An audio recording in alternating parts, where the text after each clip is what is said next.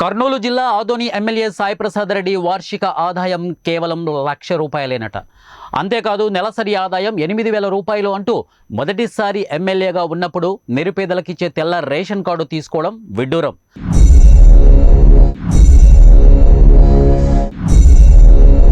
నెలకి 8,000 రూపాయల ఆదాయము, నా ఇంట్లో కలర్ టీవీ లేదు, నా దగ్గర సైకిల్ మోటార్ లేదు అని మీరు ఏదైతే ఎలక్షన్ కమిషన్ ఉందో ఎలక్షన్ కమిషన్ కూడా తప్పుడు అఫిడవిట్ ఇచ్చినారు.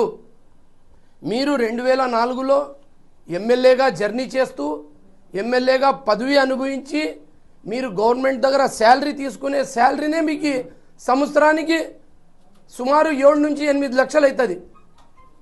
మరి మీరు గవర్నమెంట్ దగ్గర శాలరీ తీసుకుంటూ మరి ₹1,00,000 నేను నాకు ఆదాయం ఉండేది అని చెప్పడం ఎంత విడ్డూరంగా ఉంది. ఇది అవినీతి కాదా?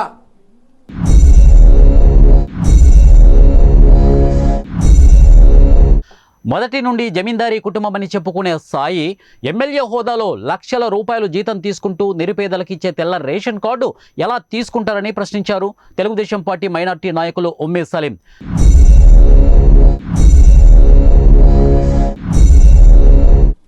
ఎలక్షన్ కమిషన్ కూడా మొబ్బు పెట్టి రేషన్ కార్డు తీసుకున్న వ్యక్తి. పేద ప్రజల హక్కు ఇది.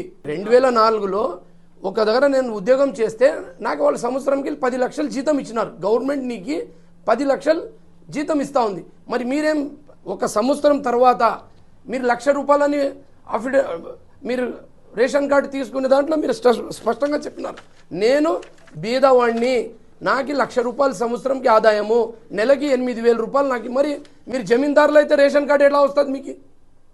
ఎమ్మెల్యే సాయి అక్రమాలపై ఆధారాలతో సహా వెలుగులోకి తెస్తున్న సలీం ఇప్పుడు తెల్ల రేషన్ కార్డు మంజూరుపై ప్రశ్నించారు.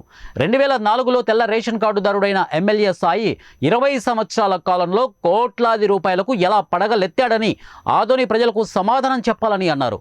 తిరుపతి వెంకన్న, పద్మనాభస్వామి ఆస్తులను మించి సాయి ప్రసాద్ రెడ్డి ఆస్తులు ఉన్నాయని వ్యంగ్యాస్త్రాలు సంధించారు.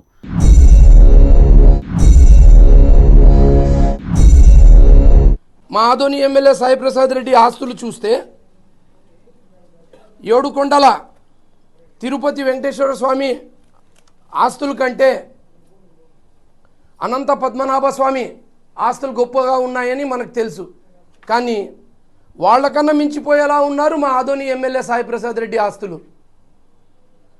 కర్నూలులో అపార్ట్మెంట్లు, నంద్యాల నూనెపల్లెలో భూములు, ఫ్లాట్లు, ఇంకా ఆదోని చూస్తే మన ఆదోని ఆస్పరి రోడ్లో ఒక ఫామ్ హౌజు, మా ఇంటి వెనకలే మా రారాజు మా ఎమ్మెల్యే గారి ఇల్లు, రైట్లో ఒక బంగ్లా, లెఫ్ట్లో ఒక బంగ్లా.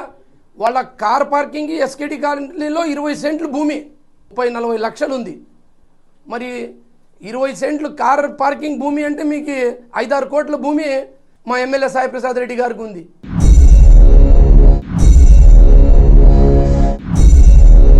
ఆదోని, కర్నూలు, నంద్యాల, హైదరాబాద్ నగరాల్లో కోట్లాది రూపాయల ఆస్తులు సాయి కూడబెట్టారని అన్నారు.